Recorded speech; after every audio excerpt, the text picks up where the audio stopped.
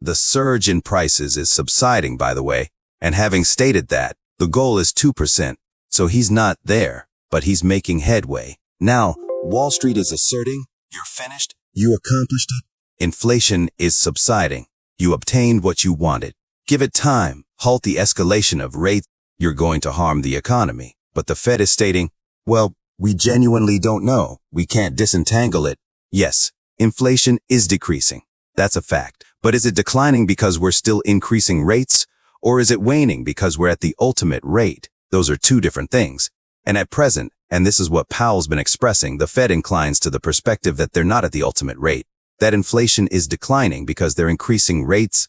They haven't reached the ultimate rate. So Powell and the Fed have mentioned, yeah, inflation is diminishing, but it's due to our rate hikes, not because we're at the ultimate rate. We're going to reach the ultimate rate, and then we'll pause. And then if we're accurate, we'll just allow inflation to decline naturally. And that may require a year. So all this talk about the Fed pivoting and reducing rates and all that, I mean, the Fed's planning around mid to 2024 before they do that. Now, Wall Street, and I'll mention markets, not just Wall Street, but the significant money in locations like the Eurodollar futures curve and the U.S. Treasury curve, which are deeply inverted, are asserting, no, you won't reach that point. You might already be at the ultimate rate. You're certainly going to provoke a recession. It will be more severe than you anticipate, and rates will have to descend sooner than people anticipate. In essence, you've already attained the ultimate rate. You simply aren't aware of it, and you'll probably be the last to discern it. So with Wall Street, with proponents conveying that message, but with some substantial market indicators, including yield curves, communicating that message, why is Powell adhering to the strategy as I described?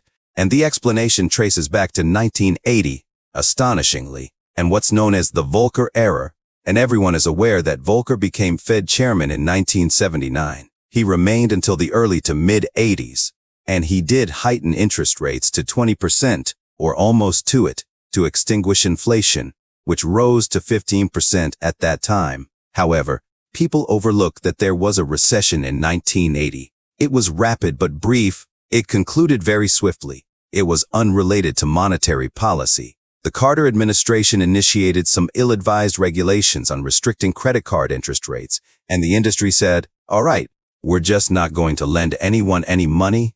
The economy collapsed instantly, somewhat akin to a smaller version of what occurred in 2020 with the pandemic scare. And then they stated, sorry, just kidding. And then they removed the restriction, and things returned to normal. Now, this was a period when farmers across the country were maneuvering front loaders and tractors to Washington, and they were encircling the Fed building. And one individual drove his tractor up the steps of the Fed, and Volcker was being symbolically burned.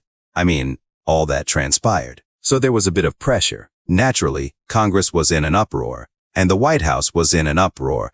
So Volcker, not entirely panicked, but he slashed interest rates by 7 percentage points, not 0.77 full percentage points, to address the recession, which, firstly, was needless because the recession was provoked by a policy mistake from the White House, which was swiftly rectified. And secondly, he had not won the fight against inflation. Well, subsequent to his rate cut and the rapid snap recession, inflation deteriorated even further, and that's when Volcker had to hike rates to 20%. And Volcker, in hindsight, he mentioned, we shouldn't have done that. We should have adhered to our mission against inflation. So now Powell recollects Powell's not an economist. He's a lawyer. So he somewhat reasons like a lawyer. I can identify with that.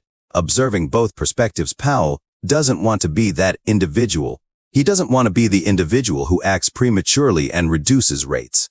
The renowned Wall Street pivot prior to triumphing over inflation, because the outcome could replicate precisely what Volcker encountered, which is inflation wasn't finished, doesn't vanish, resurfaces even more forcefully, and then you really have to harm the economy, as we did in 1981 and 1982. That was the worst recession.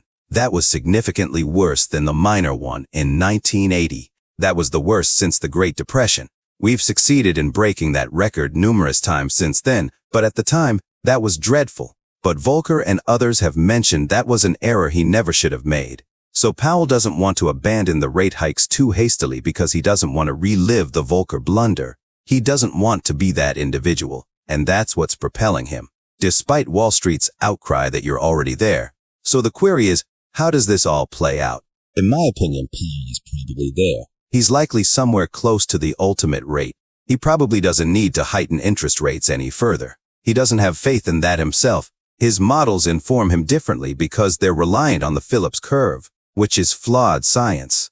I mean, the last time I studied a Phillips curve, it was level. At least where I attended school, the curve was curved. This thing is level. There's no association between unemployment and inflation. There just isn't, but the Fed believes there is. So I always inform people that if you want to anticipate Fed policy and comprehend the Fed, don't think like a rational person. You have to think like the Fed because you have to delve into their minds or else you'll misinterpret it. So they're examining unemployment, which is the lowest. The unemployment rate is the lowest since 1969. Well, if you have confidence in the Phillips curve, then that's a definite signal of inflation. As I say, even though it's declining. They think they have to persist in this battle, but here's where it all collapses. Yes, inflation as computed CPI, PPI, personal consumption expenditure core, non-core, year over year. There are like 20 different methods to compute it.